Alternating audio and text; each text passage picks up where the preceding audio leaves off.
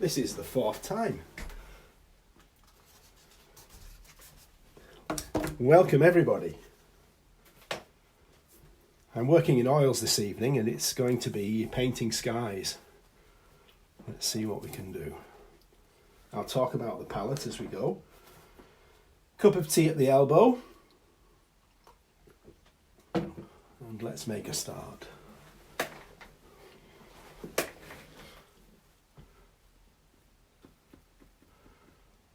I'm back working in oils.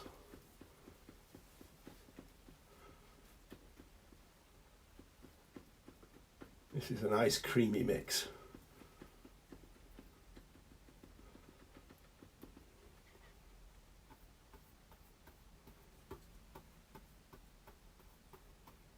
Nice to hear the paint brushing onto the canvas.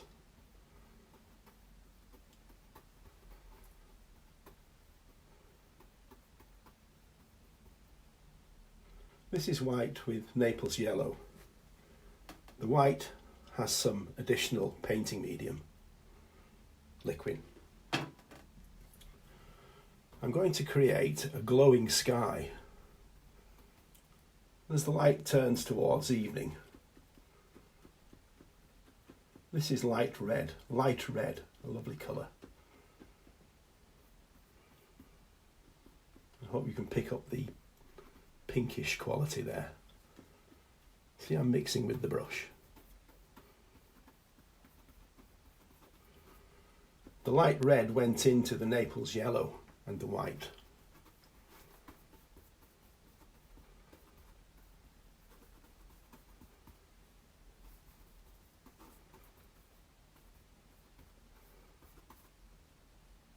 You'll see the colours darken and strengthen as they move away from that original highlight.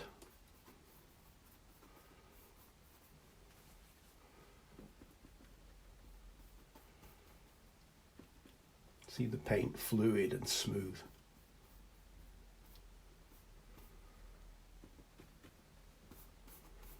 Run some of this reddish pink out to the left and to the right.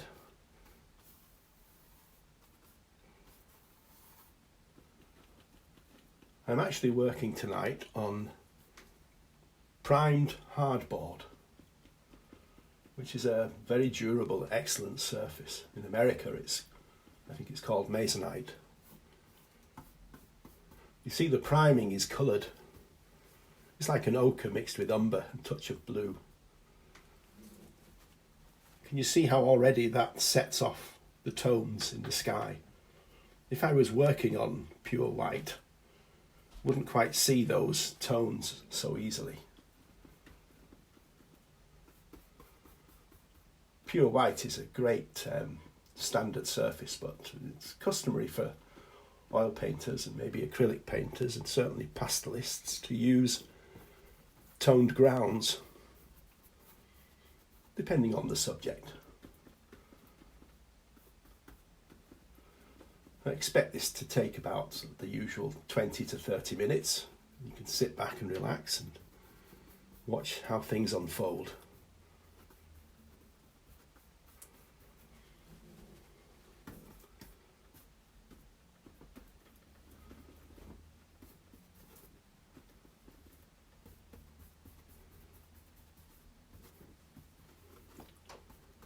So you see this proposed sky is occupying 2/3 of the area of the support.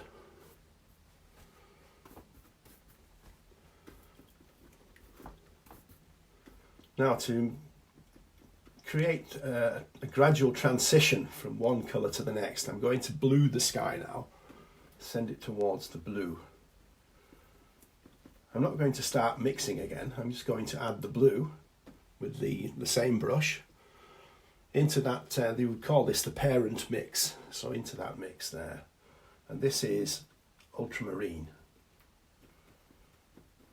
You see it will darken and cool the colour.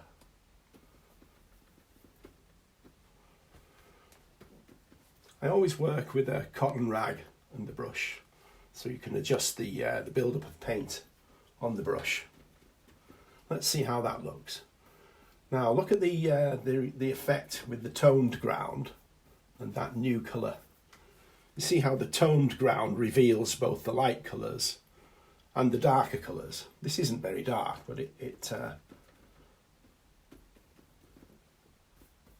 it will show both ranges of tonality up. Again, I'm not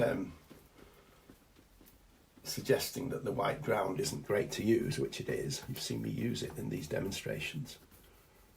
It's just occasionally the toned ground is the preferred way of working.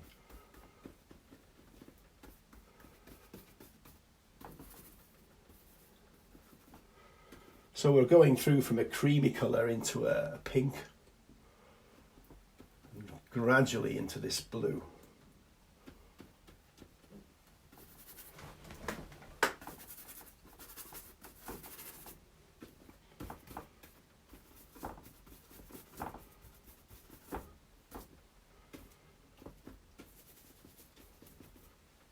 Spreading the colours in a great dome, great arc of variation.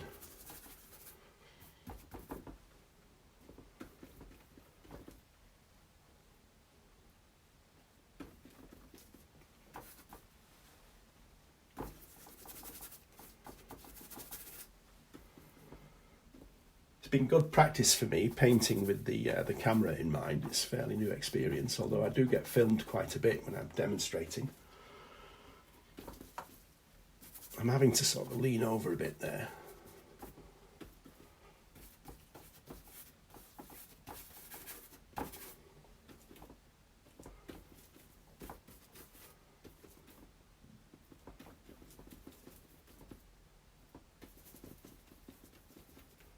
We'll have a bit of touch of Viridian green in there as well.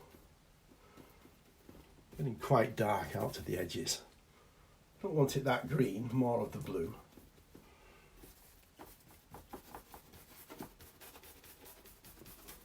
Everything skimmed over with a fairly generous application.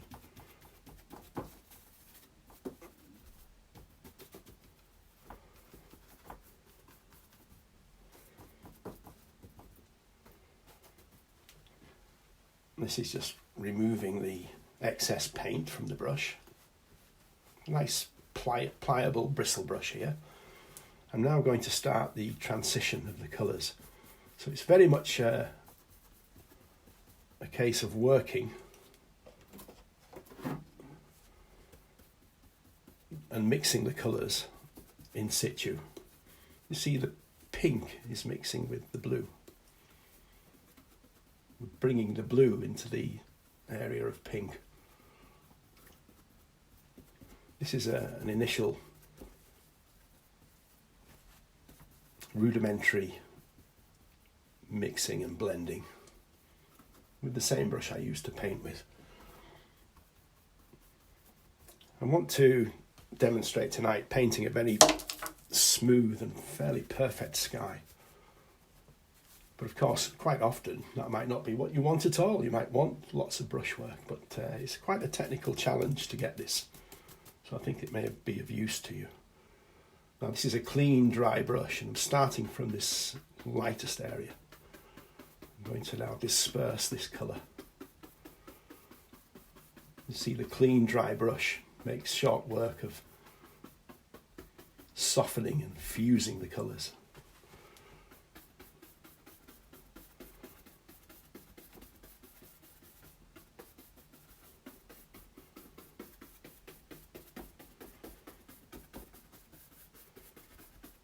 Getting some lovely hues appearing.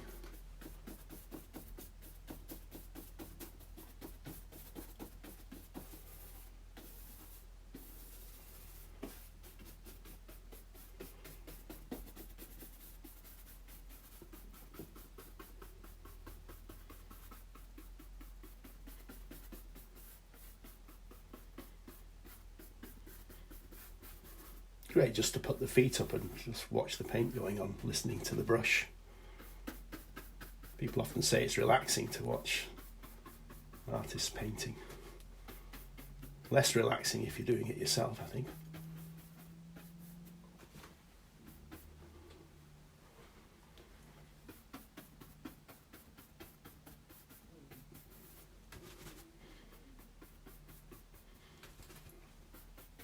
Just let me get back and see how that's progressing. Make sure that you've got a good view of proceedings. There's a little bit of glare. We'll soften that.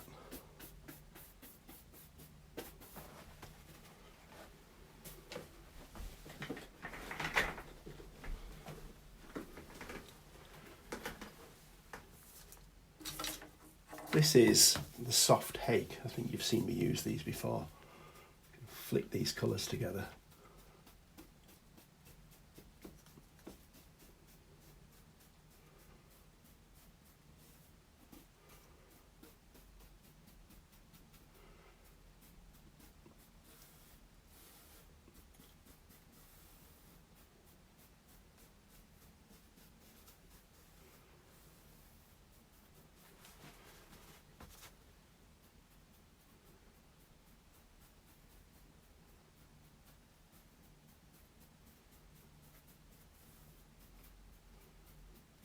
Pulling the blue into the pink, taking the pink back into the blue.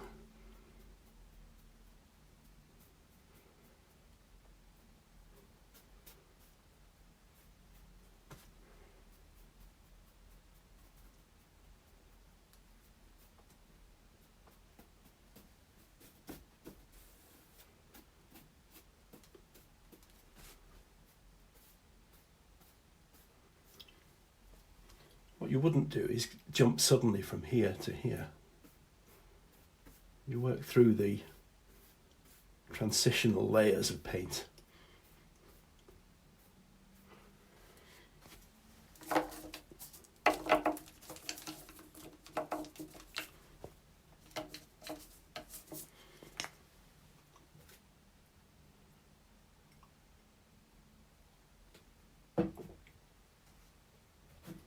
Trusty cup of tea.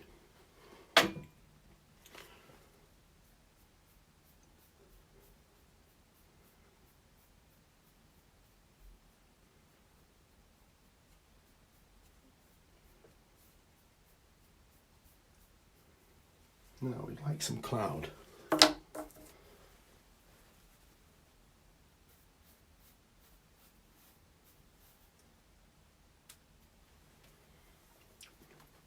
We just take the colours of the sky. This is the parent mix again, and we've got these colours already prepared to go on. So my light source is around here. So they're slightly darker. Light red with, this is light red with Naples yellow.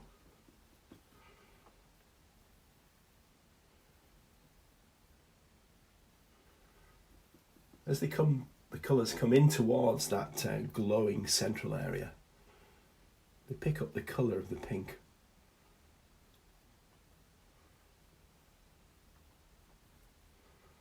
As they move out to the left, more of the blue.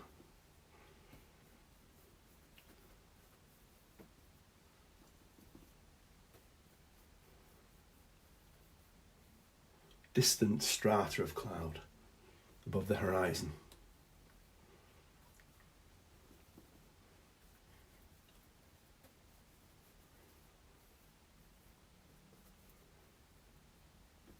Heading towards the pink. Light red with Naples yellow, white.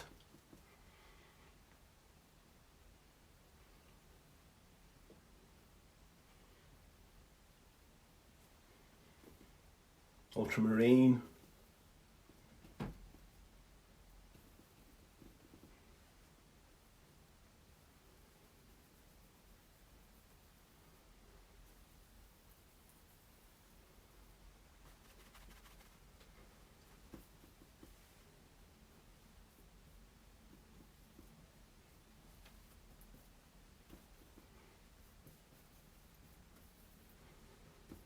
Then up above,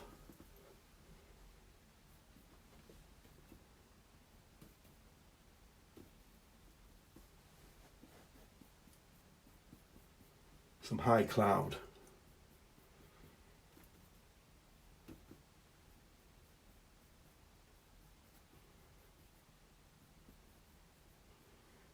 I'm trying to create a perspective here.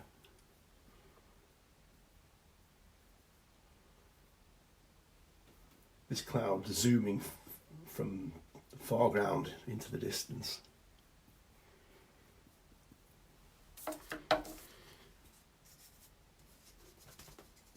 This is the Hague.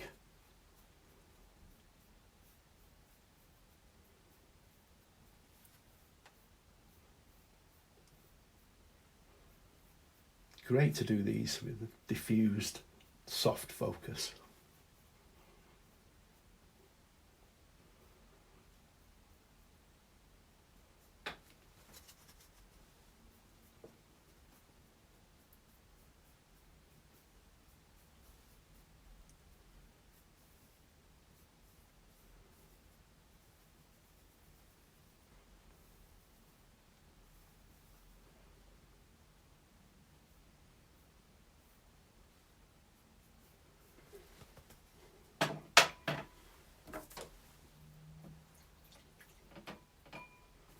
Up against that darker zenith, now's the chance for us to pick some illumination on the underside of these clouds.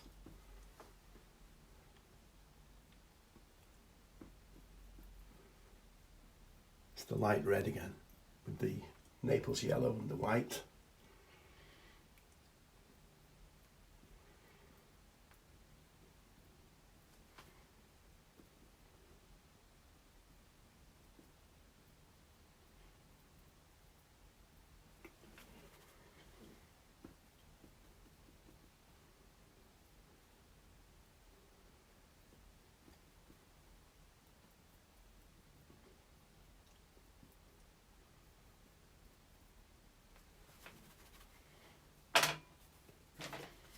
Each time, just that soft treatment there.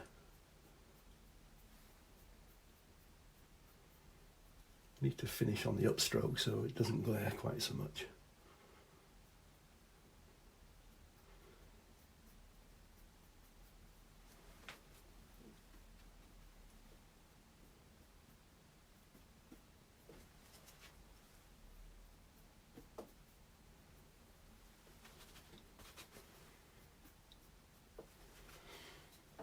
Fantastic response we've had.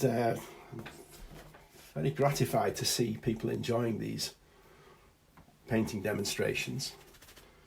We've got a few people who might be streaming this themselves either tonight or in due course. We've got Infernus live, that's WW Infernus. They'll be showing this on their website.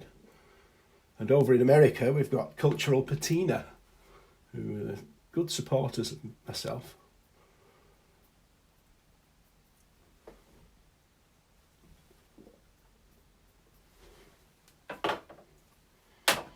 Art history slot, my inspiration, as you know, I started painting as a kid.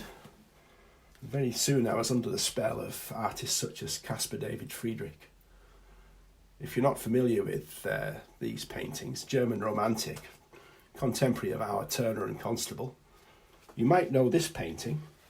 It's been reproduced so many times on record covers and the like, book covers.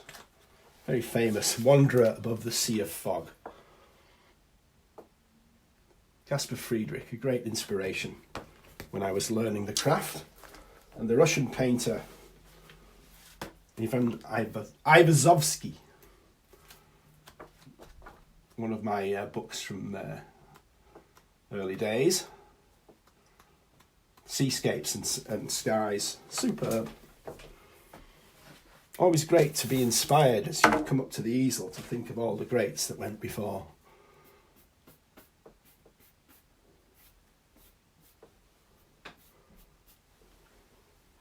Now we need some context here.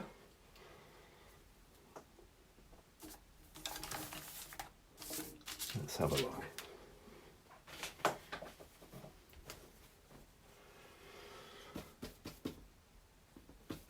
The sky must pervade and influence the landscape, really, in these lighting conditions. It's that kind of painting I'm thinking of. So I'm going to put a quick landscape in here. You can see that I'm sticking largely with the monochrome palette. Not monochrome, muted, limited palette, that's the word. Not too many colours, so these colours are repeated throughout. Kind of tonal essay of landscape painting, and particularly how the sky might influence the colours in the landscape. This is a reverie of Grisdale Forest, which is a sizable forest close to home.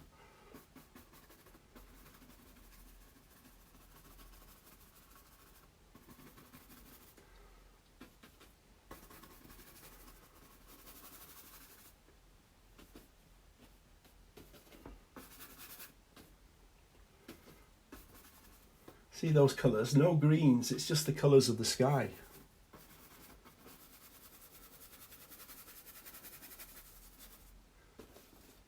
Do you like that technique, that scrubbing stroke with a fan brush? Or a large flat brush, tapping the colours in.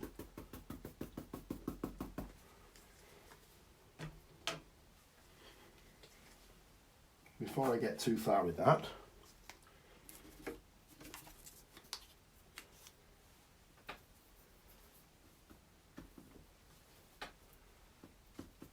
let's bring a little light into the foreground.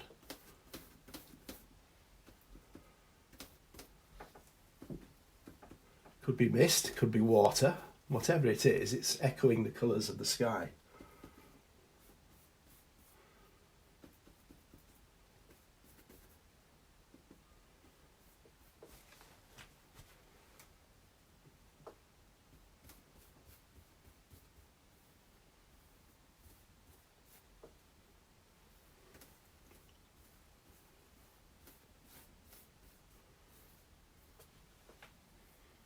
Now the blue.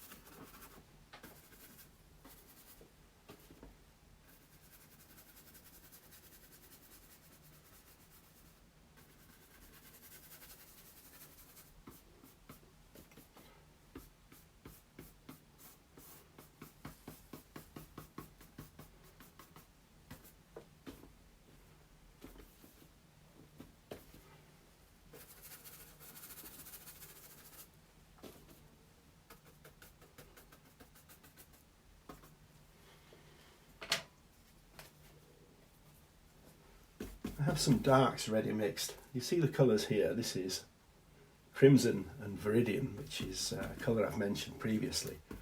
See how they give quite a luscious dark.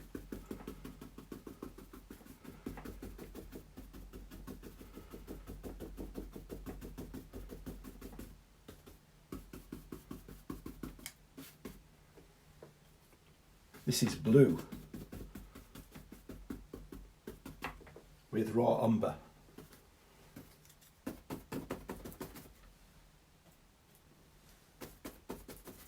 Taking out the remaining areas of priming.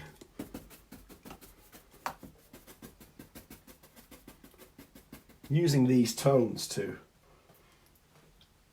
frame the light in the sky, so there's no competition.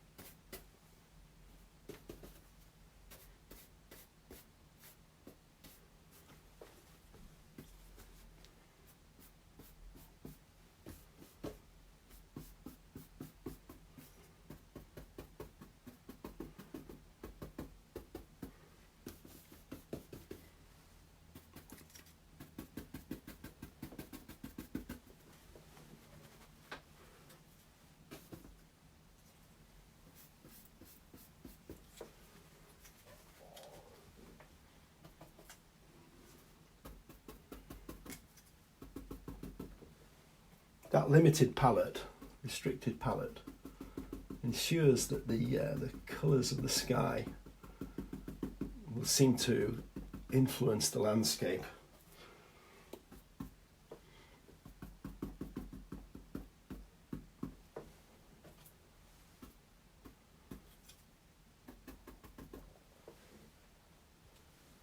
See them melting back into the ambient light of the sky, picking up the colour of that warmth.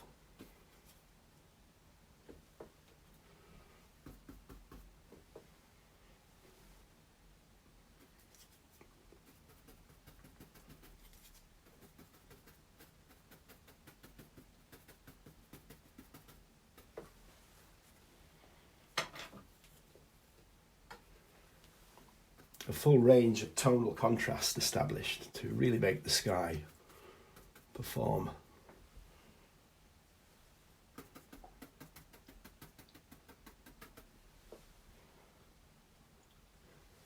I've just realised there's another influence here at work. There's a painting, I think it's in Cleveland. It's one of another great influence of my work is Hudson River School painters. The American painters of the 19th century, of the wilderness and the push westwards. Painting by Frederick Edwin Church called Twilight in the Wilderness. You could look that up online. It's an amazing piece, and I've just realised my painting is very close to it without intending to.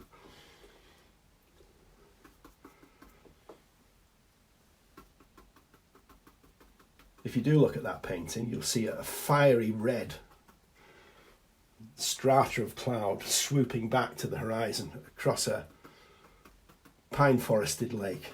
Wonderful piece of work. It took me many years to see the original, but when I did, I wasn't disappointed.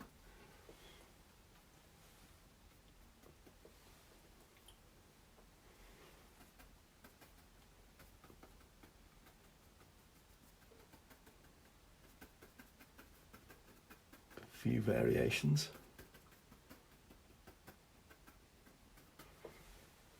I think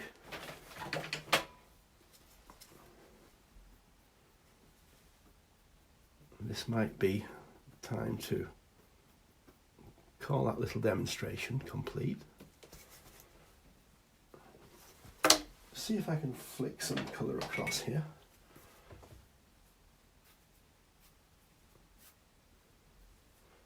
There are a few still silent pools in Grisdale, if you look for them. Make great subjects for painting. Just suggesting these shapes.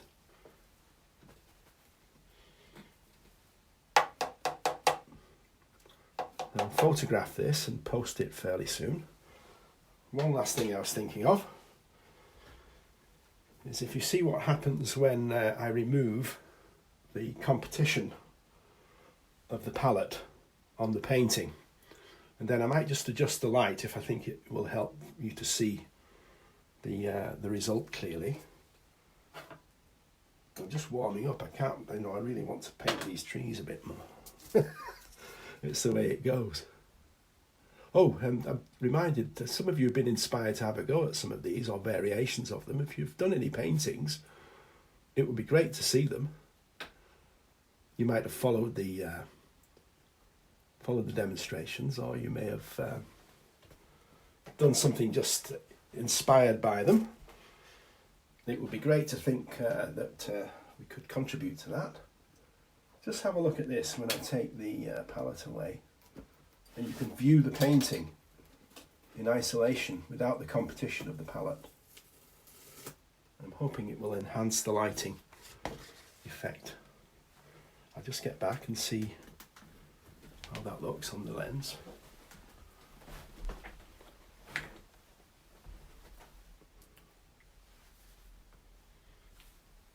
I think that's probably it. Does it help if I tilt there?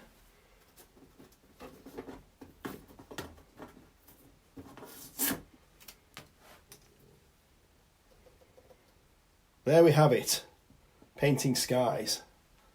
Thank you for joining us, and we may see you again.